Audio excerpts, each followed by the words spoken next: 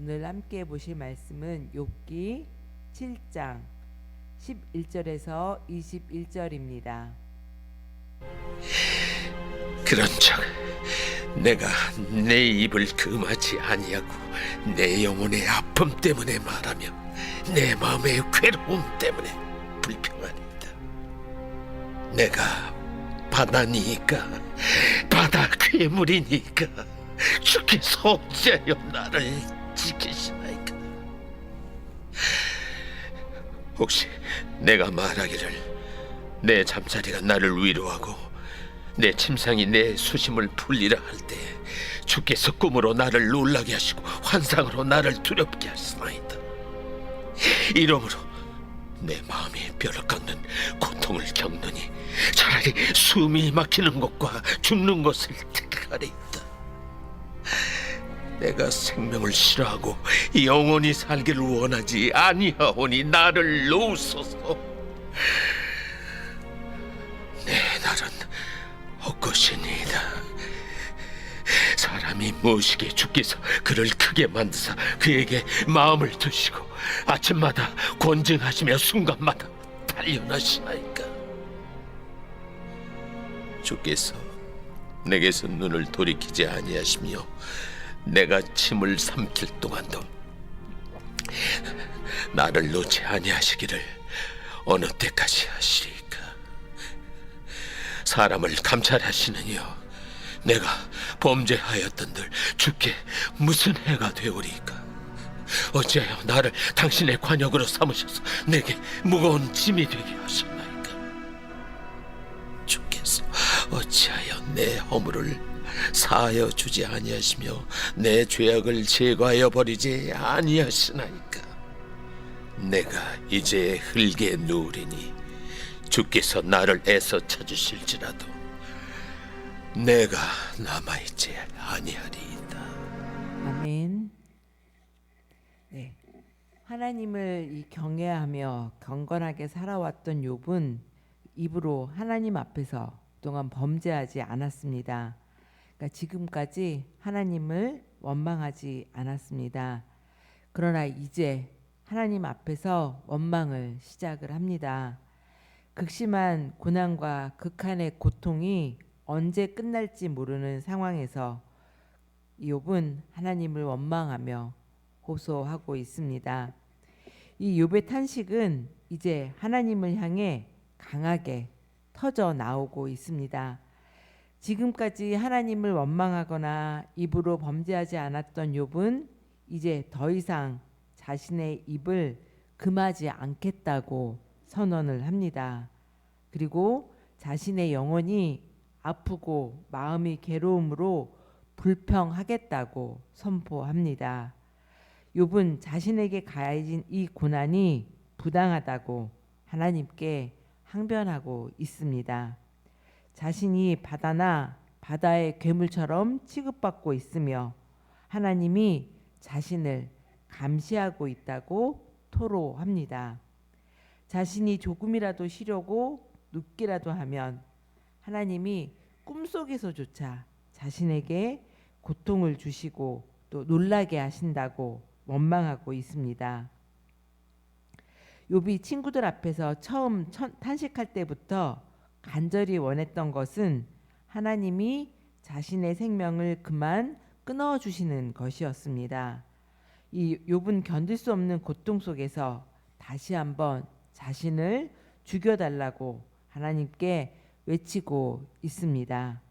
하지만 그는 스스로 생명을 끝내거나 결정짓지는 않습니다. 그는 오직 하나님 앞에 나아가고 있습니다. 분명히 하나님을 원망하는 것은 선한 행위가 아닙니다. 그럼에도 하나님 앞에 자신의 원망과 불평을 가지고 나아가는 사람은 사실은 은혜 안에 거하는 사람입니다. 여호와께서 말씀하시되 오라 우리가 서로 변론하자.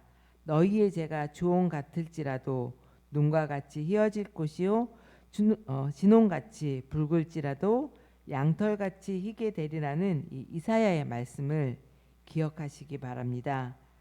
괴롭고 고통 고통스러울 때 그 모든 것을 가지고 하나님 앞에 나아가 토로하는 것은 하나님이 우리에게 원하시는 것입니다. 이제 욥은 하나님이 자신에게 관심을 두시고 간섭하는 것 자체를 거부하고 있습니다. 이 오늘 본문의 17절 18절의 탄식은 시편 8편 4절 5절의 말씀을 차용한 것으로 보입니다. 하나님이 사람을 크게 만드시고 사람에게 관심을 보이시고 아침마다 건징하시며 매 순간 연단하시는 것이 싫다고 고백을 합니다. 하나님이 자신을 지켜보시며 놓지 않으셔서 너무 답답하고 갑갑하다고 소리 지르고 있습니다. 이처럼 사람을 감찰하고 감시하는 것 같은 하나님을 향해 자신의 범죄가 도대체 얼마나 크기에 자신을 이토록 괴롭히시냐고 따지고 있습니다. 자신에게 죄의 대가를 혹독하게 찾으려 하신다면 자신은 이제 흙에 누워 흙으로 돌아갈 것이라고, 이제 죽게 될 것이라고 하나님께 강력하게 울부짖고 있습니다. 이 시편 8편의 시인은 하나님의 돌보심과 인도하심을 기뻐하며 찬양했습니다. 하지만 극심한 고통 가운데 괴로워하는 욥은 자신의 인생에 간섭하시는 하나님에게서 벗어나고 싶다고 소리치고 있습니다. 자신을 제발 내버려 두라는 이 욥의 태도는 급기야 자신이 지은 죄가 하나님께 무슨 해가 된다고 이렇게 큰 죄값을 치러야 하느냐고 따지는 데까지 이르게 됩니다. 욥의 이러한 태도와 발언은 분명히 불평과 원망입니다. 그가 한 말들은 불경하다고 여기기에 충분할 정도입니다.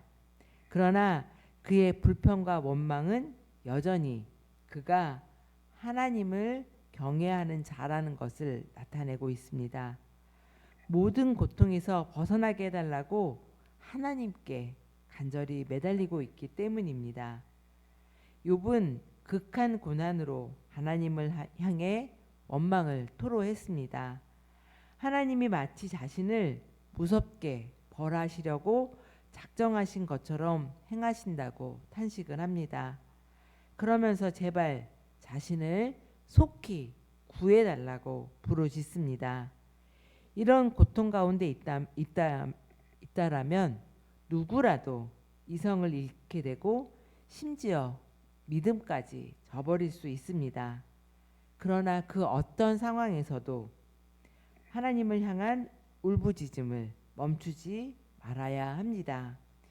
이 극한의 순간에도 우리가 믿고 의지할 분은 하나님뿐이라는 것을 우리는 잊어서는 안 됩니다. 살다 보면 이제껏 쌓아왔던 믿음이 무색해질 정도로 우리를 무너뜨리는 그런 고난의 순간이 분명히 있습니다. 그 순간에도 하나님을 경외하는 마음을 잊어서는 안 됩니다. 이 겟세마네에서 간절히 기도하신 예수님처럼 고난이 사라지지 않더라도 인내하며 하나님께 부르짖으며 나아가는 저와 우리 성도님들 되시기를 기도합니다. 아멘. 자비로우시고 은혜로우신 하나님 아버지, 이 새벽에도 우리를 주님의 말씀 앞으로 인도하시고 기도의 자리에 나오게 하시니 감사드립니다. 이 오늘 묵상한 말씀을 통해 고난 가운데 있는 인간의 연약함과 하나님의 크신 긍휼을 생각하게 하시니 감사합니다.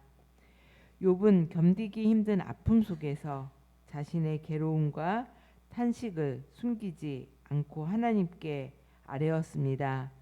그 모습을 보며 우리 또한 이 삶의 무거운 짐과 상한 마음을 주님 앞에 솔직하게 내어놓을 수 있음을 깨닫게 하여 주시옵소서.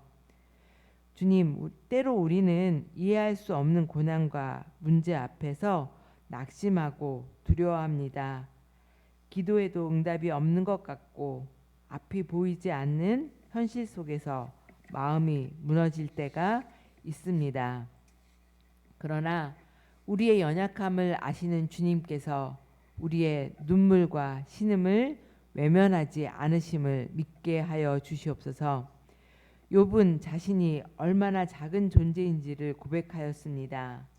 우리도 하나님 앞에서 겸손히 자신을 돌아보게 하시고 우리의 지혜와 힘이 아니라 하나님의 은혜를 의지하며 살아가게 하여 주시옵소서.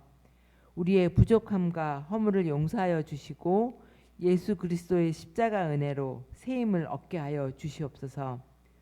혹은 우리 가운데 몸과 마음이 지쳐 있는 성도들이 있다면 주님께서 친히 위로하여 주시고 병든 자들에게는 치유를, 또 낙심한 자들에게는 소망을, 눈물을 흘리는 자들에게는 하늘의 평안을 허락하여 주시옵소서. 고난 가운데서도 하나님을 더욱 깊이 만나고 신뢰하는 믿음을 허락하여 주옵소서.